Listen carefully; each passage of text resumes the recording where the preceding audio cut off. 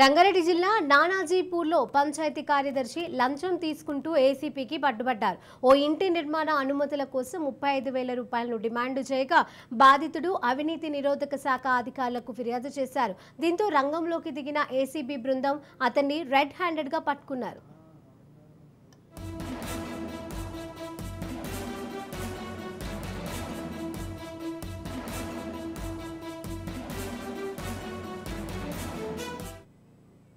రంగారెడ్డి జిల్లా నానాజీపూర్లో పంచాయతీ కార్యదర్శి లంచం తీసుకుంటూ ఏసీపీకి పట్టుబడ్డారు. ఇక ఓ ఇంటి నిర్మాణ అనుమతుల కోసం 35,000 రూపాయలను డిమాండ్ చేయగా బాధితుడు అవినీతి నిరోధక శాఖ అధికారులకు ఫిర్యాదు చేశారు.